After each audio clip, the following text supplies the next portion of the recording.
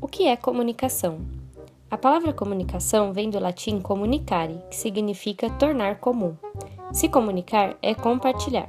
Vamos memorizar uma informação muito importante para estudar a comunicação: os elementos que a constituem: emissor, mensagem e receptor. Sendo o emissor aquele que comunica, a mensagem o que está sendo comunicado, e o receptor aquele que recebe a mensagem transmitida. Agora que já sabemos o que significa a palavra e os elementos que constituem a comunicação, vamos falar sobre teoria. A parte teórica da comunicação é feita através de análise de fenômenos da transmissão de informações, sejam estas informações dirigidas a uma só pessoa, algumas pessoas ou multidões. As teorias se baseiam na junção dos estudos realizados sobre comunicação. Alguns métodos utilizados para esses estudos são: a pesquisa administrativa, modelo estadunidense empírico, ou seja, que se baseia nas experiências vividas, dados e estatísticas. Foi o primeiro modo de pesquisa a ser utilizado na comunicação, e foi assim durante algum tempo. Depois veio a teoria crítica, modelo de pesquisa europeu que surgiu na Escola de Frankfurt, que se contrapõe ao modelo de pesquisa administrativa. Se baseia no indivíduo, de maneira interpretativa, teórica e discursiva. E a pesquisa contemporânea, através da análise de dados de curto e longo prazo, questões sociológicas e comunicação digital. Eis que nos anos 30 surge a teoria hipodérmica, primeiro modelo para explicar os efeitos das mídias de massa, propondo que os meios de comunicação têm influência homogênea e direta, com capacidade para mudar comportamentos e opiniões. Como, por exemplo, se as rádios falassem muito bem de um determinado político, era ele quem ganhava as eleições. Essa teoria passa a ser repensada após a transmissão de uma pegadinha, em 1938, na rádio CBS nos Estados Unidos. A rádio transmitiu, como se fosse um de seus programas, uma adaptação feita por Orson Welles do livro A Guerra dos Mundos, onde marcianos invadiam o estado de New Jersey. O fato causou histeria e correria nas cidades onde supostamente estaria acontecendo o ataque, fazendo com que milhares de pessoas acreditassem na história. O fato é que milhares de pessoas também ouviram e não acreditaram naquilo como um fato real, fazendo a teoria hipodérmica evoluir. Em 1948 surge o modelo de Lasswell, uma teoria empírica de campo que sugere algumas perguntas para tentar compreender a comunicação. As perguntas são: quem? Diz o quê? A quem? Através de quê? Com que efeito?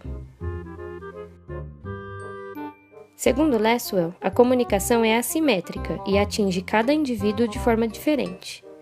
Também é feita de maneira intencional, para atingir um objetivo determinado. Temos também a teoria empírica de campo Two-Step Flow of Communication, que complementa a revisão da teoria hipodérmica. Nessa teoria de 1944, Lazarsfeld propõe que o público tem capacidade de fazer suas próprias escolhas. A máxima desta teoria é influência, pois sugere que o processo de comunicação passa antes por um líder de opinião, que reforça a mensagem que está sendo transmitida. Nos anos 60 surge o Multi-Step Flow of Communication, que vem para comprovar a exposição seletiva do indivíduo à mídia de massa, juntando a isso a percepção seletiva. O indivíduo só percebe o que quer.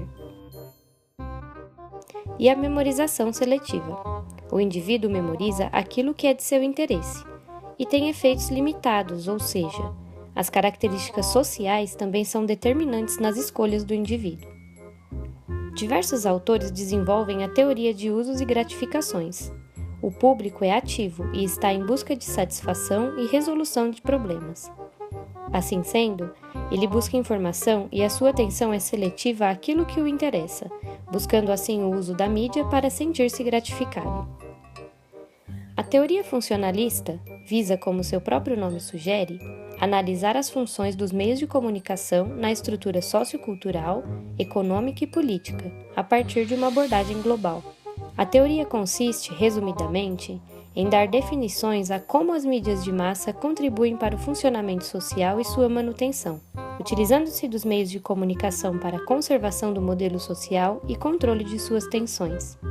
Dentro de suas funções, os meios de comunicação vigiam o ambiente, interpretam eventos, transmitem cultura e entretenimento, alertam os cidadãos e promovem um reforço das normas sociais. Suas disfunções ficam por parte da difusão de notícias alarmantes, podendo causar pânico, controlar a vida individual e escolhas particulares e causar superexposição do indivíduo à informação. A indústria cultural. Theodor Adorno, filósofo da Escola de Frankfurt, desenvolve estudos sobre a indústria cultural. Ele afirma que a arte passa a ser feita e tratada como mercadoria, e sendo produzida em escala industrial, cria um modelo de mercado padronizado. O mercado cultural passa a avaliar a qualidade das produções a partir da quantificação, ou seja, quanto mais, melhor. A partir disso, criam-se estereótipos, e as produções, apesar de terem cada vez mais investimento tecnológico e financeiro, são de baixa qualidade, por deixarem de ser tratadas como arte e apenas alimentarem um sistema que pede sempre por mais do mesmo, pois é um produto de fácil aceitação. Os Cultural Studies vêm estudar os efeitos culturais e ideológicos da mídia. Com 2 enfoques básicos, os estudos falam sobre o processo de produção dos meios de comunicação de massa e dinâmicas de consumo dos produtos da mídia. Enfatizam a complexidade da mídia e a colocam como uma postura ativa de formação ideológica, a capacidade da mídia de massa em agregar novas culturas, porém dando formato novo e modificando as culturas para encaixá-las à realidade criada pela mídia de massa. Essa foi a nossa apresentação de alguns elementos que constituem a história da comunicação, a partir do que aprendemos em aula até agora.